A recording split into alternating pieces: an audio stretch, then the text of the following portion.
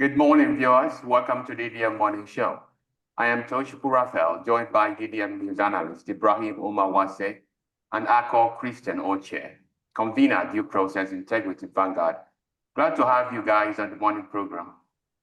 Yes, good morning. Glad to be here. Sure. Okay, we have a powerful lineup of stories for you today, both within Nigeria and across the globe. First, we will dive into domestic politics with House Speaker Femi Gbajabiamila's critique of President Bola Tinubu's decision to remove fuel subsidies, asserting the move was made without considering the impact on the next election. Then, a bold challenge unfolds as Soludo's wife dares Ekwunife to choose between a fidelity oath or a DNA test. That's quite a funny story, but we'll see how it goes. And then finally, we shall explore the wider implications of Russia's recent airspace violation over Poland and what it signals for global security. So stay tuned as we unpack these stories that matter to Nigeria and the world.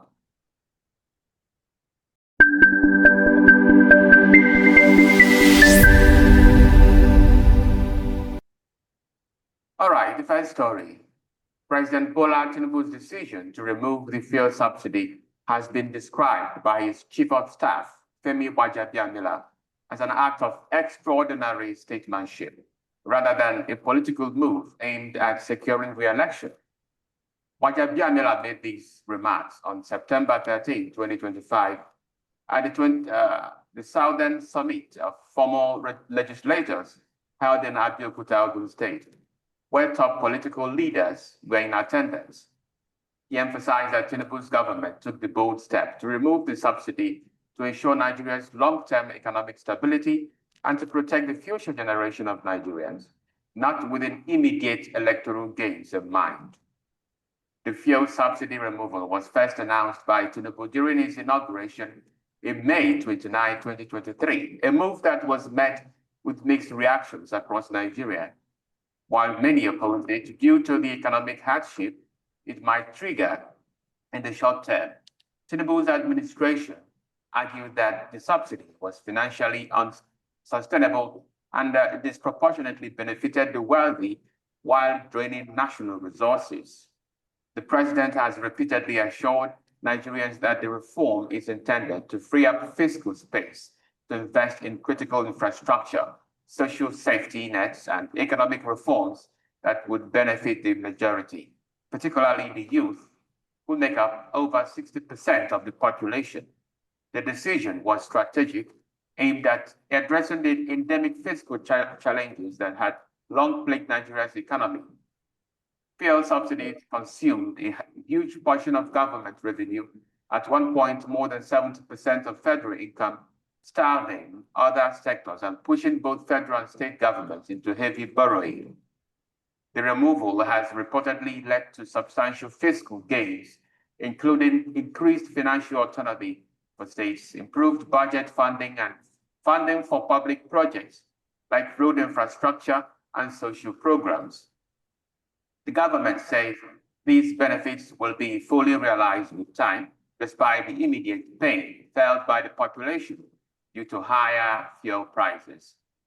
Gbajabiamila urged patience from Nigerians, acknowledging the reforms imposed temporarily hardship, but stressing that repairing the broken economic systems requires sacrifices and time.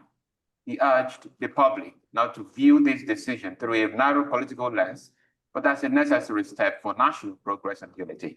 The chief of staff warned against political distractions that undermine the focus on nation building in difficult times, highlighting that Tinubu's administration prioritizes the country's long-term welfare and over short-term popularity. Now, to talk more on this, we welcome again Christian Akko Oche, convener Due Process Integrity Vanguard. You're welcome, sir. Yes, thank you. It's a pleasure to be having me here this morning to have a discussion around what is trending. Thank you.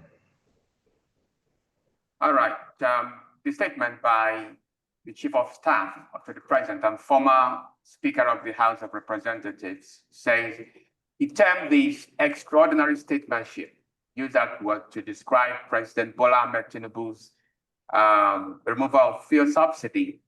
Now, you might not condemn the removal of fuel subsidy, given the fact that during the 2023 elections, other presidential candidates, Peter Obi, Atiku Abubakar, and others, they proposed to remove the fuel subsidy if they went into power. But would you say, or would you agree that the manner in which Bola Tinubu made or removed fuel subsidy was a problem here? And then how would you gauge the genuineness of the Chief of Staff's statement? Yeah, for Gbajabiamila, I wouldn't want to waste my energy to respond to him because he's the chief official praise singer for the drug lord, President Bola Tinubu.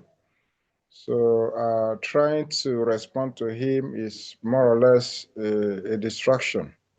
He's there to beat the praises for his paymaster, Bola Tinubu, whom he has seen as an idol that deserves to be worshipped because he takes care of his stomach. Coming to fuel subsidy in its original sense is meant to cushion the high cost of essential products that ordinarily, if left for the masses to bear the entire cost, will have a damaging effect. That's the whole idea behind subsidy on any products. In the case of fuel, why do we need to subsidize the importation of a product that we have the raw product with us? We have the crude. Why do we need to import it before having to pay the extra costs, the landing costs, the shipping costs, the importation costs of this product? Why? It's all as a result of bad government. If we have a government that is genuine, is realistic, they should be interested in seeing local production. When we say from consumption to production, how will it just happen? Will it take place in an empty vacuum? The answer is no. It takes place through production. So we want to see refineries in the country work to produce crude oil and refine it into final products. Call it fuel, kerosene, diesel, aviation fuel, whatever you can name it, including engine oil, right? All these products come from crude oil.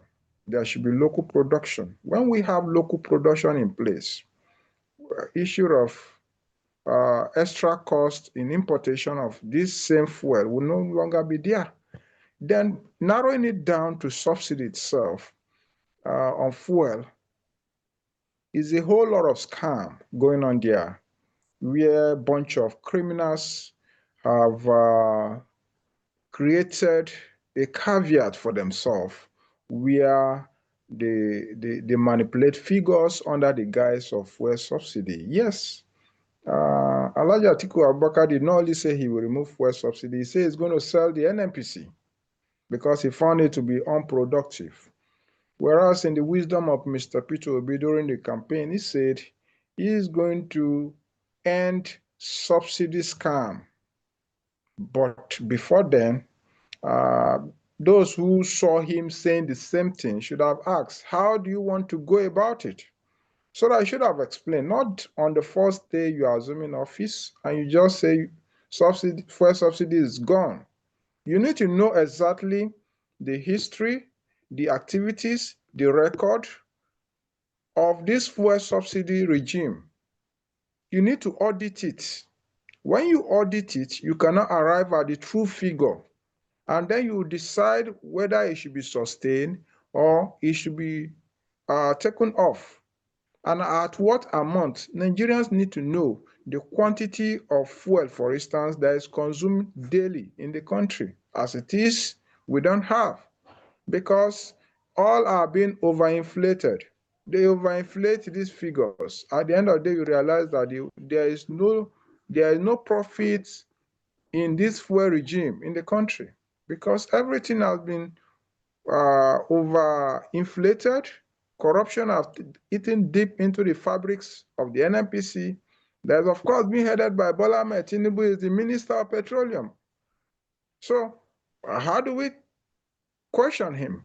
He is supposed to be accountable to the people of Nigeria to address Nigeria in respect to the quantity of fuel that is being consumed across the country. And at what cost? Why can't the refineries work? During his campaign promises, he talked about, bringing back to life all the refineries. Today, where are the refineries working? All is just propaganda. These guys are not interested. Allegedly, Tinubu has been accused of owning a refinery in Malta. These are a graven allegation, and it is from Malta that Nigerian fuel are coming in. So who is paying who? Owando has been accused of being involved in this subsidy scam. Who has gone out to investigate Owando? Who owns Owando? Of course, Bola Tinubu owns Owando. So this whole lot of things, I've said it previously on this program that when your hands are stained, you cannot pretend to be cleaning the room because you continue to stain the room. So that's the situation that is happening in this administration. Bola Ahmed Tinubu-led administration cannot pretend to be fighting corruption because he has no business in fighting corruption. Just while we are handling all this, there are several allegations still popping in as at over the weekend. Nigerian delegation to the International Federation of Athletics could not make it through because of another groundbreaking corruption. I wouldn't want to dabble into that, but it's a daily occurrence that corruptions have taken over the government of Bola Tinubu-led administration, and that Gbajabiamila should find a place and rest. He should not bother himself. At the appropriate time, the Nigerian people will respond in the right way. Thank you. But is this so much about the time of the fuel subsidy removal or the measures instituted by Bola Tinubu to cushion or mitigate the effect of the fuel subsidy removal? What is actually, are you saying that the president shouldn't have, from that day one, removed fuel subsidy? Or are you saying that the measures he brought, to cushion the effect was not enough? There is nothing that Bola Tinubu has done in office since he emerged that have been towards transparency. Before you go about declaring that you are removing fuel subsidy, what are you removing? Do you know the quantity that is being subsidized? The answer is no. So what are you removing?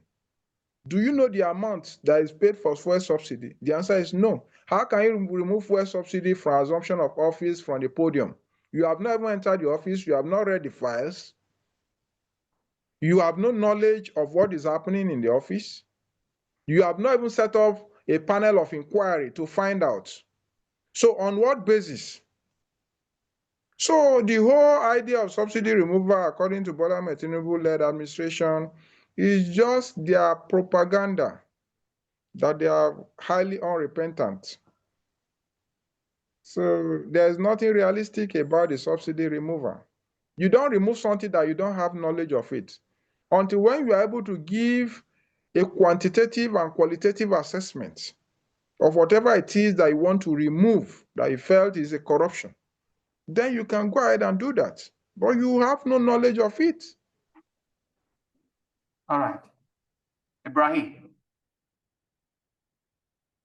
Right, Mr. Tuchukurafel, I think you have to be specific about the question you want me to respond because he said a lot of things. Okay. Gbajabiamila said that Tinubu's removal of fuel subsidy was an extraordinary, I am now quoting him verbatim, an extraordinary, the act is an extraordinary statesmanship, an act of extraordinary statesmanship. Do you agree with him on that? Not at all. I think it's even sad for us to be discussing about that. A country that we are being faced by the highest level of inflation since the Fourth Republic, they have the audacity to come out and be telling us that. It's very, very sad. It is not just that they are, should I say, psychopaths that does not care about the well-being of their own people, but the audacity they also have to come out and talk down and undermine the intelligence of Nigerian people is mind-boggling. So it is as clear as day that this is a very, let me say the least, a wrong move at this critical moment in time. Nigerians are passing through a lot. He said he did that for the purpose of rescuing the country, the economy of the country. But let's look at it critically. Yes, we agree that all the major presidential candidates during their campaign in 2023 said that they are going to remove the fuel subsidy. Accepted. But the government are supposed to serve as example to every one of us. But when we see the government spending extravagantly on themselves, while they keep telling the masses to tie their belt and keep going through the hardship, it's seem like a mirage for all of us, because they are supposed to serve as example, right? But part of the thing that Bola Tinubu implemented when he entered office was making sure that he make it very, very hard for Nigerians to live, and at the same vein, spending massively on his own self. He renovates their own houses in Lagos and Abuja, his house and the vice president house, bought SUV cars for the National Assembly, 461 of them, 69, I mean, of them. He bought a yacht, presidential yacht for himself, and all of these spendings, considering the fact that vast majority of Nigerians, 130 million out of 200 million, are living in abject poverty. It is sad. And for them to come out and pretend that they are doing it for the greater good of the common man, it is ironic and clearly laughable. So it's condemnable. And if they want to do anything of this magnitude, we should see it from them. Let them serve as example. I mean, a naked emperor can never lecture a servant on how to preach. All right. Now, are there not verifiable, concrete outcome or results of this fuel subsidy removal? For example, one of the greatest things that, or should I say, the greatest strides or fallout from that fuel subsidy removal is the trickle down of more funds, greater funds to the federating units. Now, states which hitherto have been receiving little, the implication is now that they are receiving more money to develop their states, to make several policies to mitigate or to address hunger in their various states. Don't you see that as something that is positive, or a positive thing that should be attributed to the Tinubu's removal of fuel subsidy, Mr. Ibrahim? Mr. Tochukura felt this is a very huge claim, and I look at it as undermining the hardship that Nigerian people are going through. But will you please compare the data? For example, the previous administration, the money they are giving the state government, and the current money, let's say, based on the allocations of the federal government to the state. Let me know the increment, and let's measure it based on the inflation of dollar to naira and see whether there is any significant increment, or it is just delusion and to just make the common man think there is an increment. Let me know the data in particular before I jump into it. Well, I may not have the data here. You can give me, but I know that the allocation to states now has tripled. You're like before. Okay, it has tripled. For example, grants, yes, it has tripled. Yeah, let's take the assumption of 3. let us take that assumption of triple. The highest that of our exchange rate and dollar to naira during Buhari's regime, or should I say the average, was 500 naira, and now it's $1,500 to naira. So are you not seeing it as deception? If, for example, if today $100 is 150,000 naira, but during the same administration of Buhari, it was 50 naira. So if you give me 150 naira, it is equal to 50,000 of Buhari's administration. So it's clearly deception. That is deceiving people in believing that they tripled the amount, while in reality is based on that reality that naira have lost its value. All right, I would like Mr. Due Process to respond to that same question. Yes, what he has said is just the right response. When you pretend that the quantity of naira you are releasing to federating states have increased, and therefore they have enough money to do project, blah, blah, blah. But then when you consider what was the exchange rate, every money, there's a value attached to paper that makes it to become a money as medium of exchange. What is the value attached to money, the naira as of today, compared to the naira before Bola Tinubu took over office? When you compare it, then you do the mathematics and you arrive at whether the states are being shortchanged or they have had improved allocation from the federal government. That is one. Two, you also have to consider the so-called gains of the removal of fuel subsidy. Where are they? Where are the gains? They should show us in practicality, where are the gains of the fuel subsidy removal? The average man on the street is paying multiple increases in transportation, multiple increases in food prices, multiple increases in terms of health, medicals. When you pay for drugs, the prices have skyrocketed. So where are the gains for the ordinary man on the streets? Did they use the money to build more schools or renovate the existing ones? The answer is no.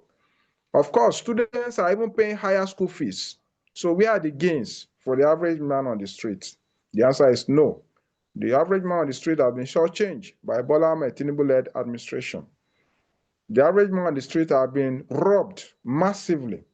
And you see everyone walking on the road looking thin because of obvious malnourishment or undernourishment. So the present administration, they should cover their faces in shame for failing Nigerians massively. And I see them retiring back to Lagos come 2027.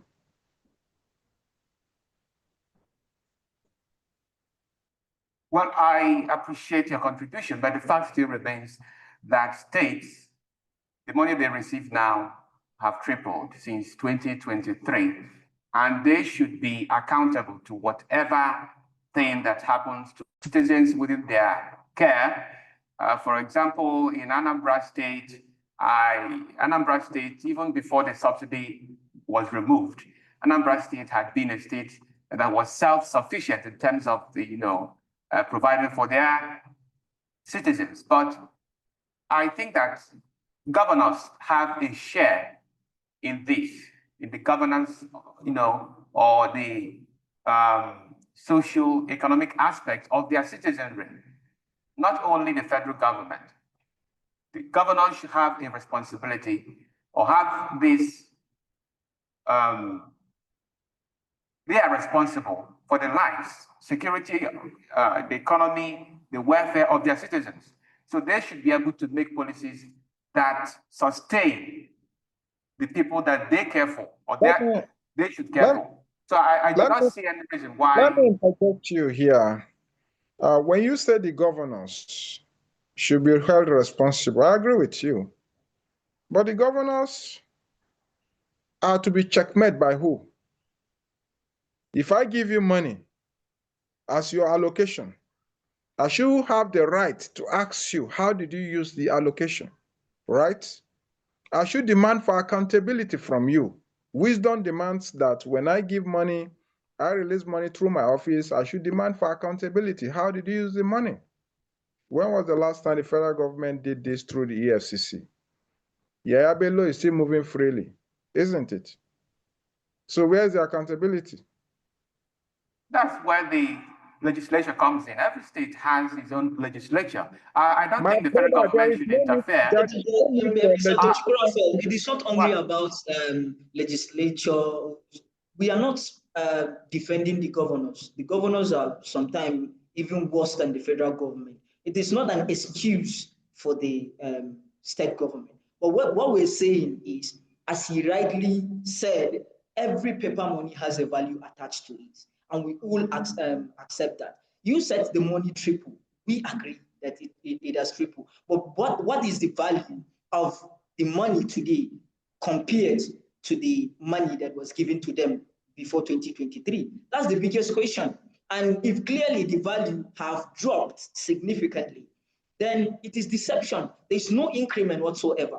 The same thing that the government is saying to cover up their own debt. They say now compared their debt in Naira is nearly double of what Buhari's administration is. And they said it's due to the inflation in Naira. If they would give this as an excuse, then we have the right to give that as an excuse also. And we're not talking about governors today. We're talking about the chief of staff to the president coming out to defend their anti-people policy. We're not talking about the governors. So the idea of bringing governors into the image to protect the federal government, I don't think is in line with our conversation or the topic of discussion today. I am not a fan of the governors either.